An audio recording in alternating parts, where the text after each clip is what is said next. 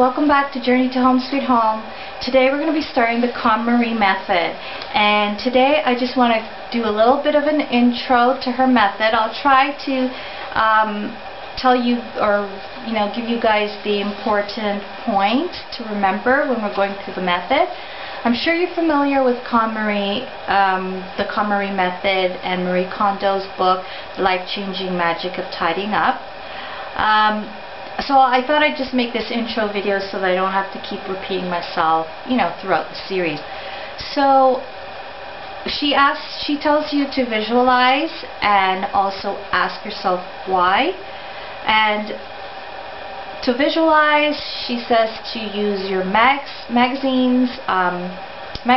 You go online, get images, or visit model homes, that kind of thing. I have done all of the above, and actually I've created a vision board, so I will link that up above and down below so you can take a look at that video, and I give you some tips on, as I went through it, what I came across and how I made my vision board for 2016. So you can go ahead and take a look at that. And I've talked about the why and my reasons for going through this method back in January in my video entitled My Plan for 2016, and I'll link that above and down below as well, so you can go ahead and take a look at that video so you can see my reasons for going through this method and why. So she says for yourself to ask the why 3 to 5 times, and you should eventually end up with the answer of I want to be happy. And of course we all want to be happy, and that's what I want. But it's important to ask yourself those questions and take the time to go through the steps, because I found that I came to the realization that my happiness might not be the same as your happiness, and what makes me happy and the reasons for why I'm doing something to make myself happy might be different. For example, I want to do this because I want there to be less clutter, so I can establish a cleaning routine and a decluttering routine. Just establish a really firm routine that will help me to do it quickly, and to have more time to do all the other things that I want to do, that I enjoy doing, like spending time with my family and playing the piano, going outside, things like that. So summer is coming, and yeah, I want to be able to enjoy the summer as well. So hopefully I'll be able to get this done by the summertime, but no pressure. So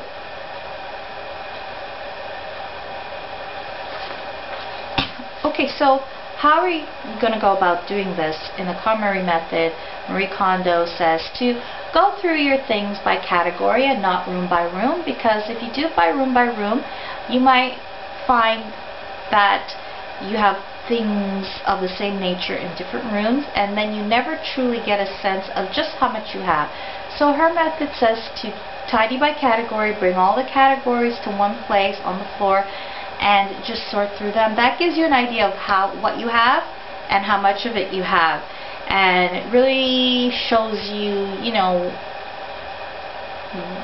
I guess you go through your stuff and you can see how much you have and how much you don't need. Okay, so very important. So she also says to, if the category is too large, for example, clothing can get large, you can subcategorize it. So maybe you do seasonal clothes, and then maybe you do tops, and then bottoms, and then she has some suggestions on that, but just subcategorize it. Okay, so important to know with this method, and the key behind this method is you're deciding what to keep. And in order to do that, you're going to ask yourself what sparks joy, and if it sparks joy for you, you're going to keep it, right? So if you're keeping it, then all the other things, whatever you're keeping, you're going to put in a pile, and all the other things that you didn't like, they're going to go. Now there are things that may not spark joy but you have to keep, like certain papers or certain tools and things like that. They don't really spark joy for us. But she does make an important point that if it's needed, if it's a necessity, it's something that you use, and it's needed, then and you're keeping it, then it automatically sparks joy. And I can see how that works, because I mean, a hammer you wouldn't necessarily think sparks joy, but say you need to fix something, well, wouldn't you be happy that you had that hammer on hand? Yeah, you would.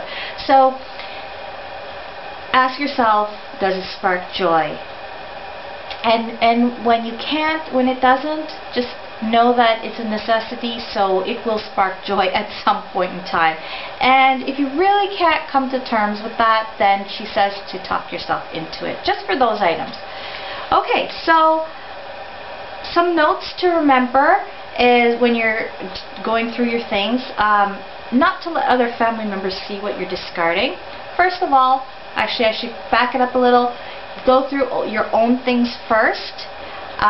So other family members, you're just going to leave their things. So for me, I'm not going through my husband's stuff, not just yet. First, I am going through my things.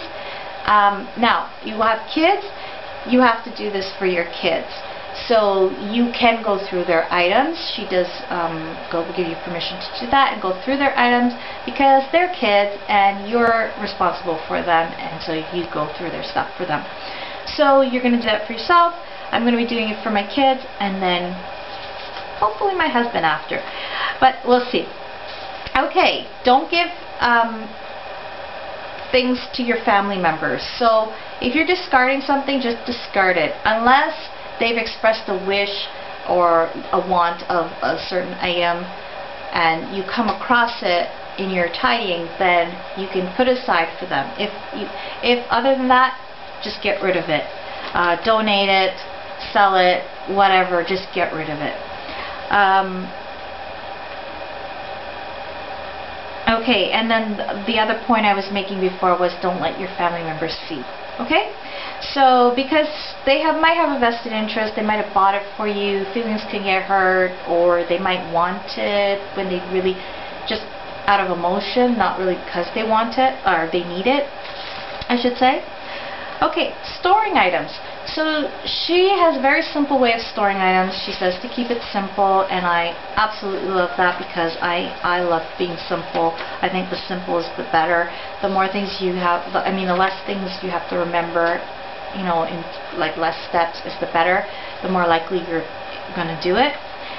So she says to group like and same objects, items together, and store it in one place, not all over the place. Reduce the effort that it takes to put it away, not to take it out. So I think that's pretty self-explanatory, and I think that totally makes sense, because if it's easy to put it away, you're more likely to put it away. You're going to take it out anyways. Whether it's easy or it's not easy, you're going to go looking for it and take it out anyways. But if it's easy to put back, then you'll put it in its place. And here's my thing, my twist on it. I think if it's easy to put back, it's going to be easy to pull out. Anyways, vertical storage. She says to use vertical storage. So we always hear this about using our walls as storage, but she is talking more about when you're storing an item, to stand it up. So she has a specific way of folding clothes. She even stores erasers and other various items standing up. So whenever possible, store your items standing up, because if you're laying them flat, then the things at the bottom, first of all, are getting squished. Second of all, are not being seen. You're not being able to see, and you don't know that they're there. Okay. And lastly, to keep in mind is to organize at the end. So you're storing the items, but you're not necessarily organizing them the way you want them around the house. So she's saying to wait till the end, and that I think makes so much sense to me, because if you find an item somewhere else and you've already organized it, well, now you're going to have to like redo your whole organization system. So it's best to wait to the end, and then you know what you have and what you need, and you'll be able to set up your systems. And then I can see it not changing. I can see it working. Alright, so that's it, guys. So be sure to pick up yourself a copy of this book. Either buy it in a hard copy form,